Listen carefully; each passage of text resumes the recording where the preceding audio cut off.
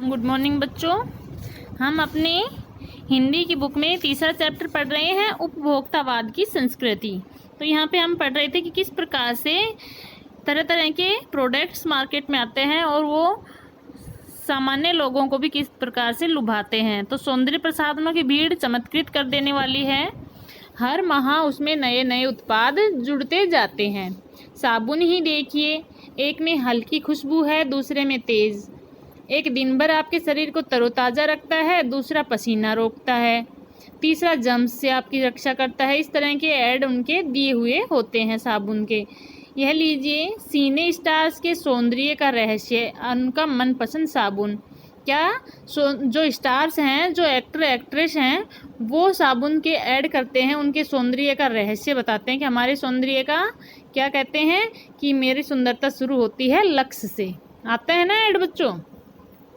तो देखिए, सच्चाई का अर्थ समझना चाहते हैं, यह लीजिए। शरीर को पवित्र रखना चाहते हैं, यह लीजिए शुद्ध गंगा जल में बनी साबुन। चमड़ी को नरम रखने के लिए यह लीजिए। महंगी है पर आपके सौंदर्य में निखार ला देगी। संभ्रांत महिलाओं की ड्रेसिंग टेबल पर 30-30 हज़ार की सौंदर्य सामग्री होना तो मामूली बात है। यानी कि लेडीज़ लोग जो हैं वो अपनी ड्रेसिंग में इतने महंगे महंगे प्रोडक्ट्स रखती हैं, इतना महंगा सामान रखती हैं, कम से कम 30,000 रुपये का एक लेडीज़ का सामान होगा। पेरिस से परफ्यूम मंगाइए, इतना ही और खर्च हो जाएगा। यानी कि जितने का परफ्यूम है उतना ही खर्च उसको मंगवाने में हो जाएगा। ये प्रतिष्ठा चिन्ह है, समाज में आपकी हैसियत जताते हैं। यानी कि एक तरह से वो दिखावा कर रहे हैं कि मैंने पेरिस से मंगवाया है। पुरुष भी इस दौड़ में पीछे नहीं है। पहले उनका काम साबुन और तेल से चल जाता था, आफ्टर शेव और कोलोन बाद में आए। आफ्टर शेव यानी कि शेविंग करने के बाद जो मुंह पे लगाया जाता है वो, और कोलोन कुछ लगाने का है उनके चेहरे पर, वो बाद में आए हैं। अब तो इस सूची में दर्जन 2 दर्जन चीज़ें और जुड़ गई हैं। यानी कि पहले तो जो लोग थे वो साबुन से और तेल से काम चला लेते थे, अब तो उनके सामान में बहुत सारे प्रोडक्ट्स जुड़ गए हैं। छोड़िए इस सामग्री को, वस्तु और परिधान की दुनिया में आइए। यानी इस सौंदर्य के प्रसाधनों को छोड़कर अब परिधान यानी वस्त्र जो पहनते हैं उनकी दुनिया में आइए। जगह जगह बुटीक खुल गए हैं, नए नए डिजाइन के परिधान बाजार में आ गए हैं। ये ट्रेंडी है और महंगे भी। पिछले वर्ष के फैशन इस वर्ष शर्म की बात है। यानी कि ये तो पिछले साल चला था, इस साल पहन रहे हो आप, शर्म आती है इसमें। घड़ी पहले समय दिखाती थी, उससे यदि यही काम लेना हो तो 400-500 में मिल जाएगी। यानी कि घड़ी समय ही दिखाती है, चाहे वो उसको आप 5,000 की लेते हो या लाख की लेते हो या 400-500 की लेते हो, लेकिन वो बताएगी समय ही। हैसियत जताने के लिए आप 50-60 हज़ार से लाख 1.5 लाख की घड़ी भी ले सकते हैं, सिर्फ दिखावे के लिए। संगीत की समझ हो या नहीं, कीमती म्यूजिक सिस्टम ज़रूरी है। कोई बात नहीं यदि आप उसे ठीक तरह चला भी ना सकें, कंप्यूटर काम के लिए तो खरीदे ही जाते हैं। महज दिखावे के लिए उन्हें खरीदने वालों की संख्या भी कम नहीं है। खाने के लिए 5 सितारा होटल है, वहाँ तो अब विवाह भी होने लगे हैं। यानी कि पहले तो खाना ही खाया जाता था होटलों में, लेकिन अब तो शादियाँ भी होटल में होने लगी हैं। बीमार पड़ने पर 5 सितारा अस्पतालों में आइए। सुख सुविधाओं और अच्छे इलाज के अतिरिक्त यह अनुभव काफ़ी समय तक चर्चा का विषय भी रहेगा। पढ़ाई के लिए 5 सितारा पब्लिक स्कूल, शीघ्र ही शायद कॉलेज और यूनिवर्सिटी भी बन जाए।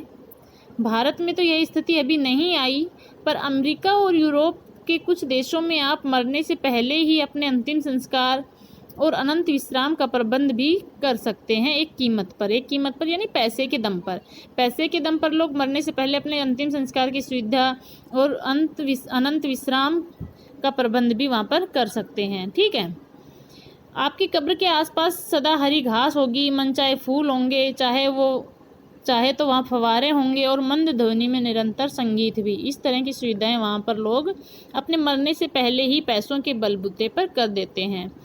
कल भारत में भी यह संभव हो सकता है। अमेरिका में जो आज हो रहा है, कल वह भारत में भी आ सकता है। प्रतिष्ठा के अनेक रूप होते हैं, चाहे वे हास्यास्पद ही क्यों न हो। हास्यास्पद होता है हंसी मजाक वाले। यह है एक छोटी सी झलक उपभोक्तावादी समाज की। ये विशिष्ट जन का समाज है, पर सामान्य जन भी इसे ललचाई निगाहों से देखते हैं। उनकी दृष्टि में एक विज्ञापन की भाषा में यही है राइट चॉइस बेबी। अब विषय के गंभीर पक्ष की ओर आएं। इस उपभोक्ता संस्कृति का विकास भारत में क्यों हो रहा है? सामंती संस्कृति के तत्व भारत में पहले ही भी रहे हैं। उपभोक्तावाद इस संस्कृति से जुड़ा रहा है। आज सामंत बदल गए हैं, सामंती संस्कृति का मुहावरा बदल गया है। हम सांस्कृतिक अस्मिता की बात कितनी ही करें, अस्मिता होता है बच्चों अस्तित्व, पहचान, कितनी ही करें, परंपराओं का अवमूल्यन हुआ है, यानी क्षय हो रहा है, उनका नुकसान हो रहा है, गिर रहे हैं। आस्थाओं का शरण हुआ है। कड़वा सच तो यह है कि हम बौद्धिक दासता स्वीकार कर रहे हैं, यानी कि हमारी बुद्धि है वो बिल्कुल पूरी तरह से दास बनती जा रही है, यानी कि जो जैसा कहता है हम उसी तरफ दौड़ना शुरू कर देते हैं। पश्चिम के सांस्कृतिक उपनिवेश बन रहे हैं, यानी कि हम पाश्चात्य संस्कृति को अपनाते जा रहे हैं, धीरे धीरे उसका उपनिवेश करते जा रहे हैं। हमारी नई संस्कृति अनुकरण की संस्कृति है, यानी जो हमने नई संस्कृति बना ली है वो कौन सी है? अनुकरण की, यानी कि ये कर रहा है ऐसा ही मेरे को भी करना है, उसने किया वैसा मेरे को करना है, मैं कर रहा हूँ वैसा तू भी कर। ये अनुकरण की संस्कृति बनाते जा रहे हैं हम आधुनिकता के झूठे प्रतिमान अपनाते जा रहे हैं, यानी कि हम ये समझ रहे हैं कि नहीं आज ज़माना अलग है, आधुनिक समाज है, तो ये झूठे प्रतिमान अपना रहे हैं हम। प्रतिष्ठा की अंधी प्रतिस्पर्धा में जो अपना है उसे खोकर छद्म आधुनिकता की गिरफ्त में आते जा रहे हैं, यानी कि प्रतिष्ठा की, यानी हम दिखा रहे हैं कि हम इतने प्रतिष्ठित हैं, उसकी अंधाधुंध दौड़ में जो अपना है उसे हमने खो दिया है, और आधुनिक समाज की गिरफ्त में हम आते जा रहे हैं। संस्कृति की नियंत्रक शक्तियों के क्षीण हो जाने के कारण हम दिग्भ्रमित हो रहे हैं, यानी कि हम दिशा से पूरी तरह से भटक चुके हैं कि हमें कौन सा काम करना चाहिए, कौन सी चीज़ खरीदनी चाहिए, कौन सी नहीं खरीदनी चाहिए, किस तरह की संस्कृति का हमें पालन करना चाहिए, इस चीज़ से हम पूरी तरह से भ्रमित हो गए हैं। हमारा समाज ही अन्य निर्देशित होता जा रहा है। विज्ञापन और प्रसार के सूक्ष्म तंत्र हमारी मानसिकता बदल रहे हैं। उनमें सम्मोहन की शक्ति है, वशीकरण की भी। अंततः इस संस्कृति के फैलाव का परिणाम क्या होगा? कह रहा है लेखक निबंध के द्वारा कि ये इस प्रकार की पाश्चात्य संस्कृति को हम दिन प्रतिदिन बढ़ावा देते जा रहे हैं, तो ये जब पूरी तरह से फैल जाएगी तो इसका क्या परिणाम होगा? ये गंभीर चिंता का विषय है।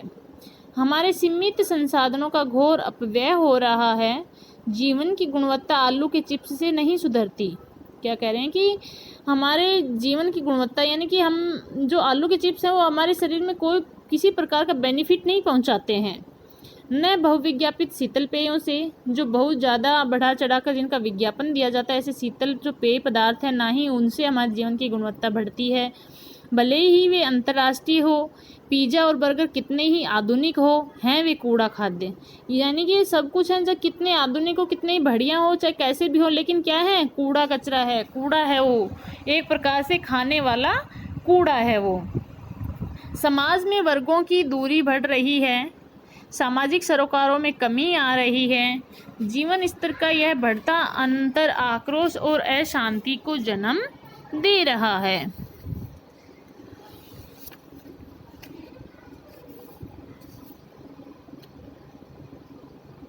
जैसे जैसे दिखावे की यह संस्कृति फैलेगी, सामाजिक अशांति भी बढ़ेगी। क्या कह रहे हैं कि ये जो दिखावे की संस्कृति है, ये जैसे जैसे बढ़ती जाएगी वैसे वैसे अशांति भी फैलती जाएगी। हमारी सांस्कृतिक अस्मिता का ह्रास तो हो ही रहा है।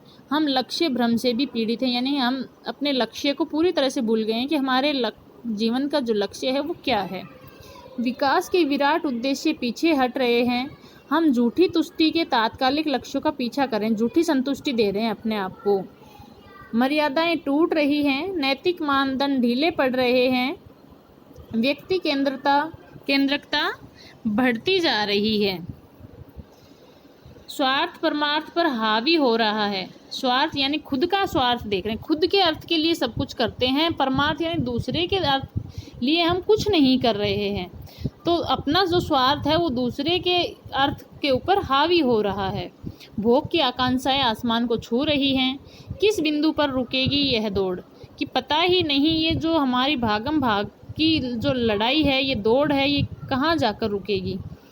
गांधी जी ने कहा था कि हम स्वस्थ सांस्कृतिक प्रभावों के लिए अपने दरवाजे खिड़की खुले रखें, पर अपनी बुनियाद पर कायम रहें। क्या कहा था गांधी जी ने, कि स्वस्थ सांस्कृतिक प्रभावों के लिए, यानी कि अच्छी संस्कृति के प्रभाव के लिए हम अपने खिड़की दरवाजे खुले रखें, यानी कि जो संस्कृति के जो अच्छे गुण हैं हमें उनको हम अपने ग्रहण करते रहें, लेकिन जो हमारी बुनियाद है उस पर हमें कायम रहना है। उपभोक्ता संस्कृति हमारी सामाजिक नींव को ही हिला रही है। जो ये उपभोक्तावादी संस्कृति आ गई है, जो पाश्चात्य संस्कृति का हम अनुसरण कर रहे हैं, इसने हमारी सामाजिक नींव को पूरी तरह से हिला के रख दिया है। यह एक बड़ा खतरा है, भविष्य के लिए यह एक बड़ी चुनौती है। यानी कि हमें अपनी ही संस्कृति को अपनाना चाहिए, उसी के बनाए हुए पद चिन्हों पर चलना चाहिए, उसी का जो लक्ष्य है उसी को हमें प्राप्त करना चाहिए। हम एक दूसरे का अनुसरण करते हुए पाश्चात्य जो संस्कृति है, उपभोक्तावादी जो संस्कृति है, उसको हमें पूरी तरह से छोड़ देना चाहिए। ऐसा इस निबंध में बच्चों समझाया गया है।